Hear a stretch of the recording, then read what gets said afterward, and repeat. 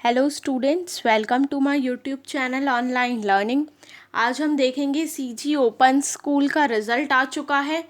B architect के exam शुरू हो चुके हैं। 8 सेमेस्टर के बीएससी नर्सिंग में अभी तक टोटल रजिस्ट्रेशन 8525 हुए हैं।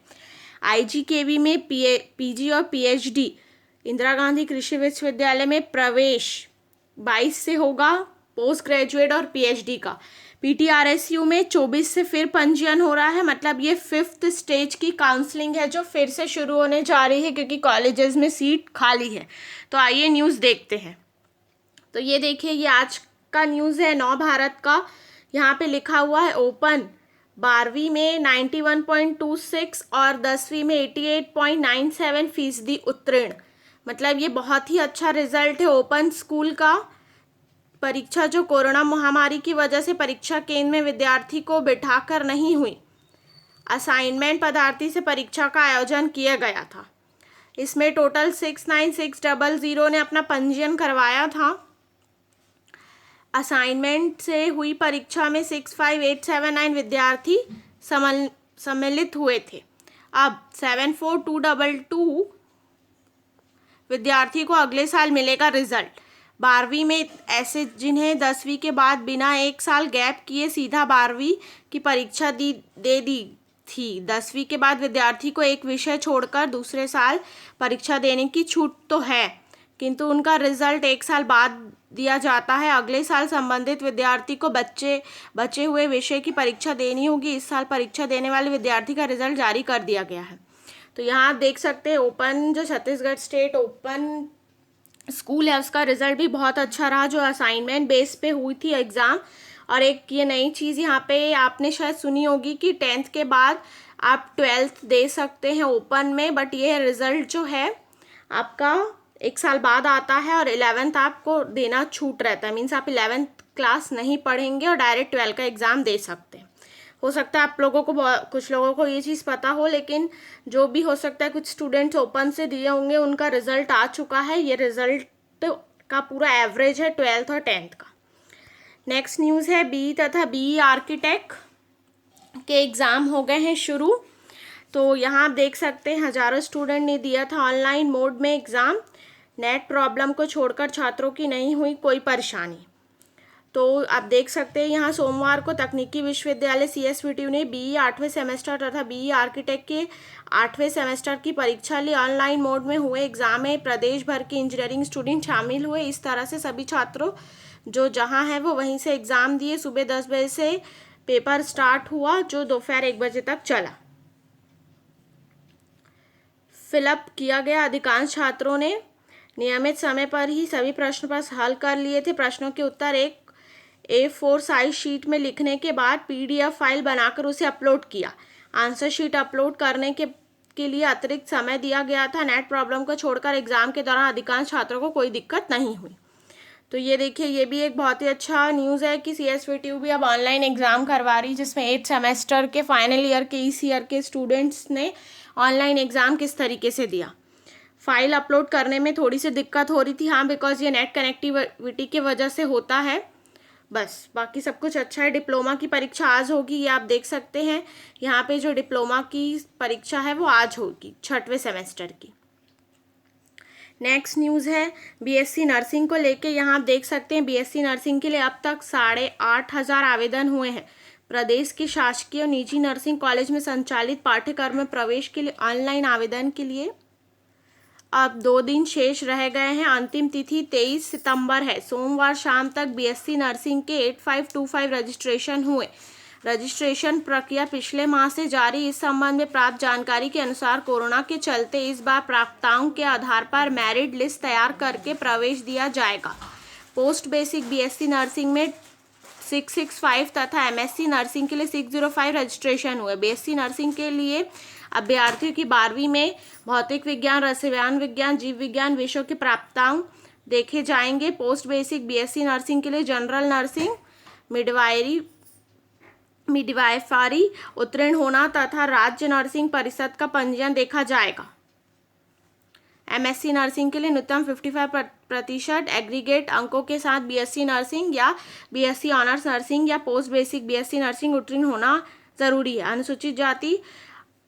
अनुसूचित जनजाति के उम्मीदवारों के लिए 5% अंक को वो किया है। इसके अलावा बेसिक बीएससी नर्सिंग 1 वर्ष का अनुभव अर्थात पोस्ट बेसिक बीएससी नर्सिंग के पूर्व एक वर्ष का अनुभव देखा जाएगा। यहाँ पे मेन चीज़ आपको देखने वाली ये चीज़ थी कि यहाँ पे एमएससी और पोस्ट बेसिक बीएससी और एमएससी के लिए तो फिर भी कम हुए हैं, लेकिन यहाँ आप देख सकते हैं यहाँ जो बीएससी नर्सिंग है उसके लिए अभी तक 8525 रजिस्ट्रेशन हुए हैं और अभी 2 दिन और बचे हैं 22 और 23 को। मतलब हम ये अनुमान लगा सकते हैं कि ये 9000 के ऊपर तो चला ही जाएगा। मतलब इतने लोगों ने बीएससी नर्सिंग के लिए फॉर्म भरा है, ये यहाँ से आपको आज पता चला। अब ये देखते हैं आईजीकेवी के बारे में। इंदिरा गांधी कृषि विश्वविद्यालय अंतर्गत संचालित कृषि उद्योग नीति की कृषि अभियान महामारी अब 5 सितंबर से शुरू होने वाले प्रवेश प्रक्रिया कोरोना महामारी के कारण आगे बढ़ा दी गई थी। इन पाठ्यक्रमों में बिना प्रवेश के पिछले अवधि के प्राप्तांक के आधार पर सीधे दाखिला दिया। इन पाठ्यक्रम प्रवेश के लिए इच्छुक तथा निर्धारित आहार प्राप्तों के लिए www से करके 22 सितंबर से 28 अक्टूबर तक ऑनलाइन आवेदन कर सकते हैं। 18 अक्टूबर तक कर सकते हैं ऑनलाइन आवेदन। एक सीट जम्मू कश्मीर के विद्यार्थियों के लिए भी आरक्षित है।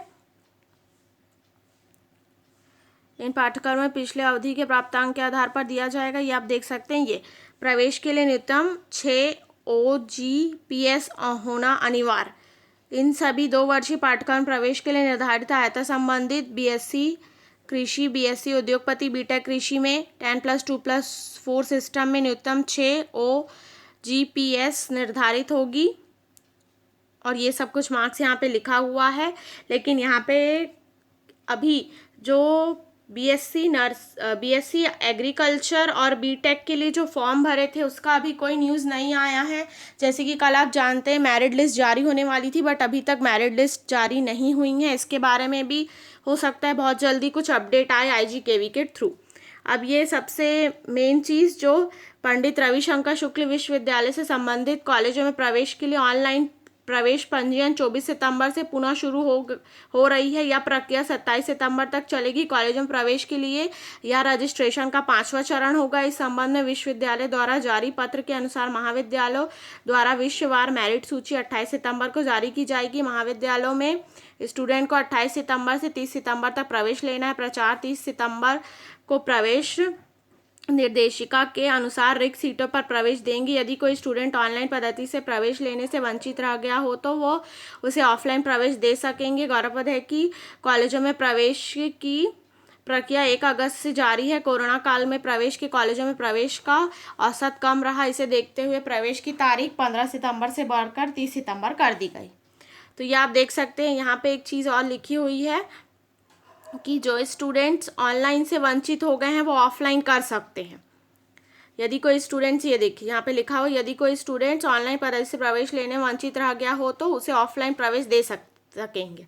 तो यहाँ पे आप देख सकते हैं कि पीटीआरएसयू का फिर से 5th राउंड रजिस्ट्रेशन का स्टार्ट हो रहा है, जो कि 24 से 27 तक चलेगा और फिर उसके बाद 28 को मेरिट सूची फिर से जारी होगी और फिर 28 से 30 तक आप लोगों को कॉलेजों में प्रवेश लेना है।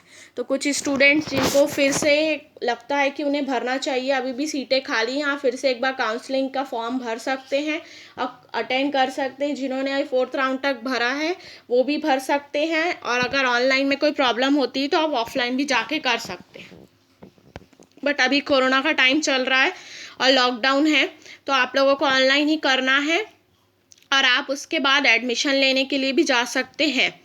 जैसे कि एग्जांपल, कुछ स्टूडेंट्स ने LLB के लिए अप्लाई किया था बट उनकी 1st स्टेज 2nd स्टेज में भी शायद वो एडमिशन नहीं ले पाए थे, तो अभी उनके पास टाइम है। आज 22 तारीख है, 24 को फॉर्म भरिए, फिर 28 को आप लोगों का मेरिट सूची आएगा, फिर आप एडमिशन के लिए भी जा सकते हैं।